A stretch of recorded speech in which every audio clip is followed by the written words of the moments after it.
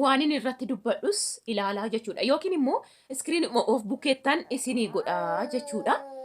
Maal dubbachuu barbaadanii kan isinii kaasesseetanii tasa bizinati jedhuun taa'ee waan arge ilaalu jechuudha. Akkuma taa'ettan isinii waraabuu ka'anii ulaagaallee guuttadheesin jechuun kaane jechuudha. Ashama akkam jirtu hordoftoota koo nagaan waaqayyoo isiniif haa baay'atu. Chaanaala kanaaf haaraa warri taatan seenatti subscribe godhaa, share like gochuus hin dagatinaan isiniin jedha. Share godhaa hiriyaa keessan 2-3 garuu viidiyoo kana share gootu jedheen amana jechuudha. Akkuma iskiriin irratti ilaalaa jirtan kana yeroon Dubaay jiru ishee waggaa 3 qofa jechuudha. Miinin bitee kuni mi'aan gabaa guyyaa tokko dhaqee qofaadha sirna. Akkana gara 5-6 dhaqee dhugaa waaqayyoon isiniin jedha. Kan akkanaa 4-5 bitee jechuudha. Kana guyyaa tokko nan nagadee gale. Guyyaa tokkotti gaa hagam akkam baasemee mi'oota kana laalaati herreega. Banagaraachin laayiniitiin koo gabaa dhaqin jetti.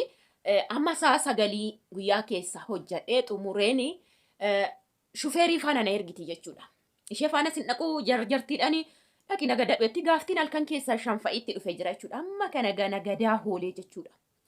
Maal isiniin jechuun barbaade gaafan gara Itoophiyaa galu isan ofii kooti fide malee kiiloo 46 harka kootti kiiloo 10 baadhee dhufe 7 dabarsu garuu 10 dabarsanii isan namaan ergadhe duraan malee kiiloo 90 fe'ee jechuudha mi'a kana. Kiiloon 90 fe'e keessaa dhugaa waaqayyoo isa guddaan isiniin jedha yoo kiiloo 20 ta'e qofaadha kan koo kan inaani hambifadhe jechuudha. Amma kana keessaa isiniin namana obbolaa dhiira obboleessa dhiiraa 2 qofan qaba. Garuu shamizii as keessaa shamizii 27 bite. 27 jechuudha. Guyyaa kanatti amma numan bite garuu guyyaadhaan amman dhaquun bita jechuudha. Shamizii 27 keessaa nama tokko keessaa du'e shamizii sana malee nama 27 hiree fixeera jechuudha. Wanti harkatti hafee jiru jechuudha silatiidha. Garuu sargi cidha ammas ga'u millaashii waamamee miti yookiin abaabbalaadhaan miti sargi cidha dakki kodhee obboleettiin koo naa diggistee asii mana isaatti diggifame siraatan sargi waan achi dhufanii na fuudhan kana nama 3 achi keessa jira warran kana godheef keessaa jechuudha. Isaanuyyuu anaaf miti wanti waa godhan obboleettii koof harka hiixatanii ba'an. Waa dubbachuufane ani kennaa manaa kennan jechuufi miti yeroon kana dubbadha hin jarjarina namoonni tokko homantii yeroo kennitan. Nama sanarraa duras jaroota sanarraa wayin barbaada gaafa sirna kootii yookiin wayi jedhee miti. Garuu anumaaf mul'achuu haa ta'u namni wayiif walitti dhufaa wayiif waa walii godha miti waa wal bareechuu obbolaa qaba fira qaba wasiila qaba jedhee dubbachuudhaaf afaan guutuudhaaf anis godheefi isaanis immoo mul'atanii argamuudha jechuudha. Garuu kan mul'ate nama 3 isiniin jedhe. Garuu isaanuu kan dhufanii isheedhaaf hiixatan isiniin jedheera waan hiixatan. Sargiin garuu kan kooti. Waa tokkoon isinii hubadha. Akkuma viidiyoo kanarratti ilaaltanii gabaa gaaf tokkooti nan kana nagade. Gabaa gara 5-6 dhaqe akka kanatti sa'aatii 9 qabee malkan keessaa sa'aatii 4, sa'aatii 5, sa'aatii 3 fa'ittan tura jechuudha. Zooree nagade Dubaay keessatti. Kana keessatti immoo akkuma argitan caammotas. Caammonni inni kun kan gaaf tokkoon biteedha. Warra gurguddootaati immoo qanii biraan nagade jechuudha. Maal haasa'uun barbaade yeroo baay'ee of eeggadha, of qusadha, nama waan godhina, waan argitan funaantanii galina. Innaan isiniin jedhu hiikansaa tokko. Ofii waan fudhattanii galtan yeroon jedhee dubbadhu hiikaa tokko jechuudha. Amman kana nagadu. Amman caammaa ishii waggaa kana dhalatte ishii barreen gaddaa dhalatte waggaa 5 kana dhalatte 7 dhalatte 6 dhalatte goongoo bitu. Amma sharaa yuunifoormii bitu. Amma shamizii 27 bitu. Amman dubartoota lakkoofsa hin qabne shaarbii 7 biteerra naqu. Amman taaqaa tarsaasee fidee meetira 4 irra buusu bitu. Otoon ofii kooti. Waa tokko godhadhee harka cabaa hono harki kun na cabee jira. Duratti na cabe naati ko duute jechuudha. Na buqqa'ee bakka deebi'uu didi. Harka kanaanan uffata miiccadharra jireenya koo keessatti. Namni dhufee guyyaa tokko uffata naa miiccu hin jiru. Otoon gaa sana maashiniin uffataa akka dhufeen birrii 12,000 ture waggaa sadakkana maashiniin uffata. Kiiloo 90 erge sanatti birrii 15,700 baase. Kiiloo achi as fe'amu bichaatti. Kaargoon asii omaan hangaafanne yeroon baasu jechuudha. Kiilootti garuu birrii Itoophiyaa birrii 15,700 baase. Meeshaan namaa hire kanatti. Birrii 15,000 miti birrii 12,000 kiiloo 10 samiicu bitatu maashinii uffata. Waa dubbachuun barbaade. Hin gowwoomina adara waaqayyo. Har'a namni ati kalee kana nu goote. Ati kalee yeroo deenyu uffata Tolii. Uffata namni mistira hargitee nu micite. Ati kalee nama kana nu goote. Ati kalee nama jedhee dhufee waa naa godhe hin argine. Nama kadhee maal si goonu haadhole har'a humna keenyaan qarshii ni miti nama jedhu hin argine. Viidiyoo shamarree tokkos asumaaniin itti qaxxalee isin hima. Waa'ee kanaa taasofti. So hin gowwoominaa. Laman gowwoominaa. Otoo maashinii uffata sanaa qabaadhee har'a sarraatanyaa birrii 2,000 kumaan hojjettu uffata isaa miiccitu. Biddeen gimmaasha nyaachaa oolu fi inni galee nyaatu hojjechuudha. Akka waan hojiin baay'ee jiru kan nagootu kana otoon uffata maashinii miiccadhee manaa qabaadhe maalan hojjedha joo mana kana keessatti. Otoon hir'ina koo kalee guuttadhe. Harka kanaanaan miicca uffata mucaadha guyyaadhaan uffata daa'imaa ni beektu. Harka kanatu cabaadhuma kanatu hojjetee isaan gargaari kaleessa. Kunumti dhugaa waaqa akkanumatti jira waggaa 15 lakkoofsiseera. Akkanumatti jira. Akkana achitti maanan dhukkubu harki kun. Hamma garuu yeroo uffata miiccu na dhukkuba malee akkana naan uffata riguu na dhukkuba. Achitti garuu waan uffata akkas godhee miicune fal. Harkum kanaanin har'a rakkina koo uffata mucaa kooti guyyaadhaan miicca. Uffata daa'ima guyyaa lamaan miiccitu jechuudha. Otoon kalee garuu ofii koofan jiraattadha dura jedhee har'attan jiraadha. Cabaa kanaan hin miiccu. Namni harki kee cabaadha qoisiifan miiccanaan jedhu hin jiru. Kaleessa firmuzii 7-8 bitee dhufe. Bakka maal man isiniin jedha bakka waan man isinitti bilbila 7 qabadhee dhufe har'a tokkittii kanan qabadhee jiraan.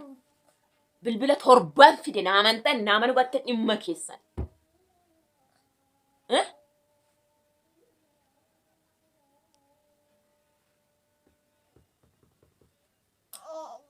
So adaraa keessan akkaataatti namaa gootan akkaataatti qabattanii dhuftan of eeggadhaa. Eeggadda yeroo liif irratti isinitti himu wantoota qabattanii dhuftan yeroon jedhu ofii keessanii maaf fiddanii hin ganne qabatadha waan na barbaachisa jettan.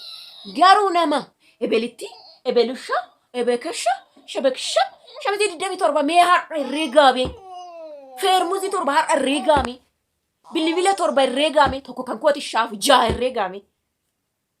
Sharbii bijaamaa Itoophiyaa keessatti 500, 600, 700 bitama. Herreegaame namni tokko 5, 6 namni fudhate 8 namni fudhate jira sharbii. Indaa'u gizee tokko niitiin akkana sharbii 10 naa kennite. Ishigii 5 fi kanuma hiikkatee isaanitti hin tolleela haddisiidha garuu natti kennite 10. Garuu magaluu irra gahe.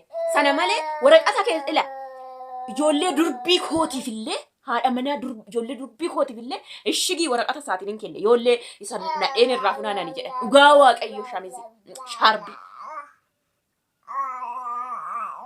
Beektani? Muluun ganzamni koo kan biteedha jechuudha.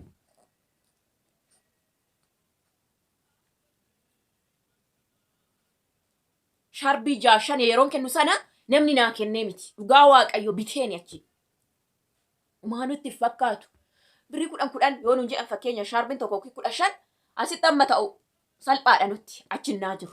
Har'a garuu otoo teenyee sharbii sana gara 60 yookiin meeqaan fidee dhufe meeqatti akka ba'u herreega akkasumatti kiiloodhaafan birrii 15,700 baase. Akkan galee sanaan firiijii yookiin gassaalaa kiiloo 10 miiccu maashinii uffata kiiloo 10 miiccu bitadha ture jechuudha. Kanaafi adaraa keessan of qusadhaa. Ilaa mucayyoo kanas ilaala. Maalaa softi seetan.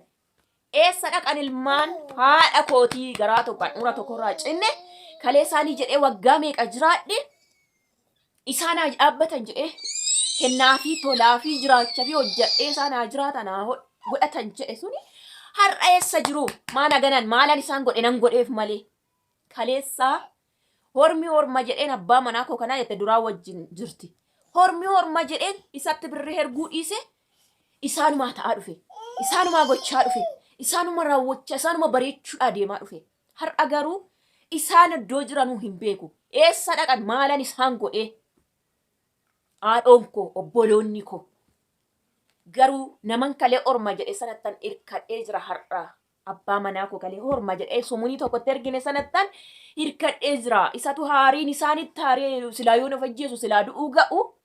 Na boqachise na irraanfachiise jettee ximimmaan shakkatti roobsiti. Karaa maariffaatiin ilaalaa viidiyoo kana iskiriin irratti. Karaa oromiffaatiin hin boonye malee kunuunsi taasa'an jira. Karaa maariffaatiin akkasuma taasa'ama namni hin tuqamne Itoophiyaa keessa galee yoo taa'e namni hin boonye jira. Akka koo hin ta'ina akka koo maatiidhaa jettanii jirtanii obboleessaa jettanii jiraattanii. Muluun keenya bifa tokko jechuudha. Of eeggadha bara waan namaa guutan bara hin godhina. Ani biyya la sadeen dhaqe sadeen deebi'e. Amma kana keessatti oon lama dhaqee sadaffaan dhandhe naanoo danni kaan. Inni kaan majanaan jedha. Kenname lama sadi dhaqe mana isaa. Yoo fani na hidhate birrii mormaa bite yoo birrii na hidhate saatii bite sakaani akka madaalutti akka jedhutti rabuucee jechuudha. Garuu inni kan fagoo raachi as na laala malee ittiin dubbatu. Ani maa dhimma hin qabu hin kufne yoo jira toon kufeeme yaqaanii koo itoon kufeeme akkamittiin eessan jiraani ani nama kami. Toon kufee badee toon akka isaan na godhan akkan isaanii ta'etti har'a ammoo akka garagalan sanatti otoo har'a akkasuma ta'ee haalli maal godhu. Kana kan isinitti taasa'u. Maaltu ta'amayyootu akkuma isaan nu godhan goonee fi akkuma isaan immoo nutti garagalan maal taanayyootu waan iddoo namatti gochuu baate. Baay'ee nama zassiisa kana bara. Kanaaf normaalee toon viidiyoo ilaalu juunetti naan isinii waraabaa jira. Kaameraa akkaan hin qabaa waraabaa jira. Amma dubbadhu kaameraa warraaqa. Sila qulqullina kaameraa miti. Yaada laala. Yaadicha irratti of eeggannoo godha. Sinitti meeraa 12,000. Kiiloo fan 15,700 kan fale. Akkan Dubaay dhufee maashiniin uffataa birrii 12,000 kiiloo 10 inni meecu. Isaan bitee herreegaa gaammaa akkan baase. Gara 100 baase ani kaniin ofii bite maashinoota gugurdaan bite gaani gatii birrii 10,000 meeqa maashinii foonii fa'ee beektaniirtu sitti agarsiise. Otoon herreegee dhugaan isiniin jedha gara birrii 100 baaseera. Bilbilumaan jedhee laaptooppiin biteen jedheen mi'uumaan bitee jedhee kan man kaargoo kan falee 100 baaseera. Otoon 100 sanaan firiijii tokko fiigee galee dhufe maashinii uffataa bitadhee istoofii oovanii tokko bitadhee har'a akka garaa kootiin keekiitti hojjetadhee keekiin ayyaana irratti yookiin waan tokko irratti gana mana namaa dhaquudha birrii 600, 700, 300 hojjechiisu har'a silaa mana kootiin ogummaan qabuun hojjetadhee dhaqa. Har'a silaa kana cabaa kanaan mucaa koo tokkittii uffata guyyaa guyyaan hin miiccu. Ofii kooti har'a birrii 200 hin miiccisiisa. Birrii 200 torbee lamatti. Amma hin danda'u ishii xixinnoo ofii kooti miiccee jechuudha har'an kanaan. Garuu namni tokkichi obboleessi obboleettiin durbiin inni kalee godhe gizee sadii amman dhaqee dhufa na gowwoomse narraa gurrate guyyaa tokko. Araasiidhaa qoyme si miiccisiifnu maalirratti? Maal si gargaaru humna keenyaan kan jedhe jiru.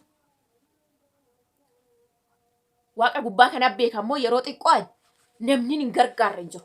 Fagaadhee hunduma durbii bira minaamin illee honga'u baadhee obboloota tokko isaaniitiin warra dura heeruman dhugaa waaqaan mashannaa furdaanitti ana kan mana isaanii ishii kaanis dhaqee guyyaa guyyaadhaan ishii asiis ta'ee jechuudha.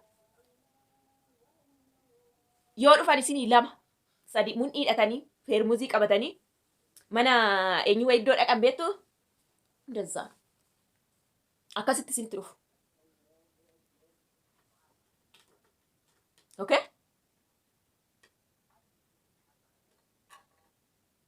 Ishii kan har'allee haariin mo'ati gammaddee jiraattu maraatu kan siin jedhuun jira. Sila gammaddee jiraatte sila akka isaan jedhan siin kuffifne jechuudha. Akka isaan yaadan sila hin taane har'allee kan haaruun jira immoo fira keessa isaa ta'u orma keessa isaa ta'u. Akkanumatti mata ol qabatanii immoo jiraachuu keessaniif har'as kan haaru waa'ee diddeetuma gadi nurkaa deebitee kan jedhu nurkaa ol kaatee kan jedhu jiraachuu.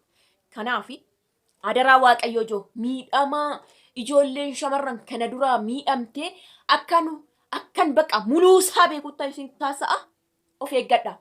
Baqa naman gargaarina dura ofii ta'a. Baqa yoona baqa nama gargaaru feete hin feete dura mana galtee saaqattee keessa seentu hojjetan. Dura gali firiijii tokko baqa waggaa amma kanaa gubattee deemtee amma firiijii keessaa fuutee waan qorraa yeroo afuutee dhugne tokko si hawwisiisu otoo hin qabaatiin akkamitti namaa taata. Namni boru hodhu bishaan qorraa mirindaa tokko qorraa sii bitu hin jiru yeroo kajeeltetti.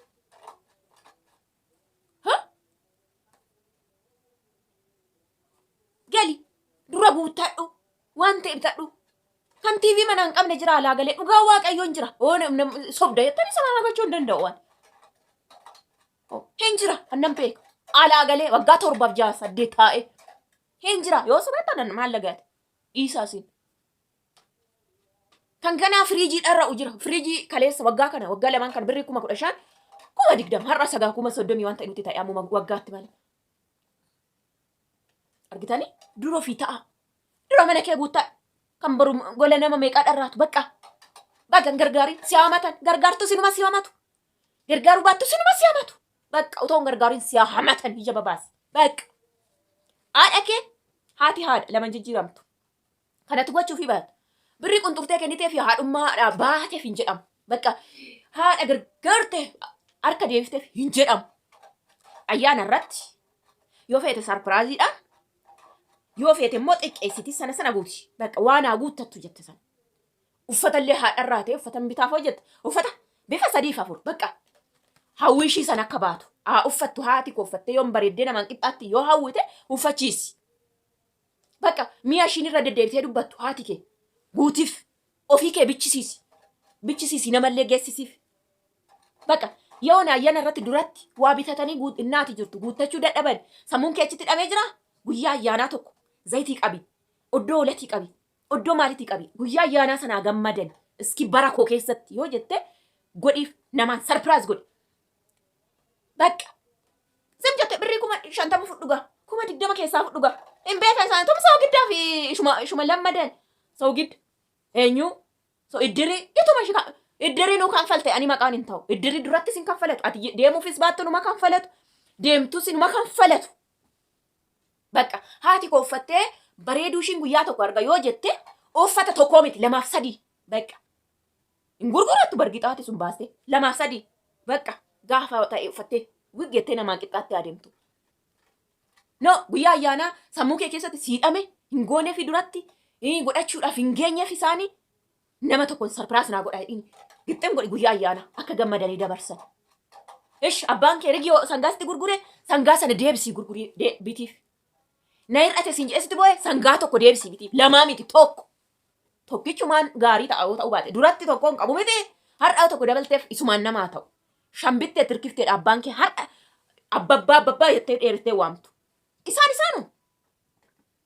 Isaanii godhi. Abbaa fi haati kee gargari jechuudha. Isaan lamaan kan yoo taateefis sisimjaa.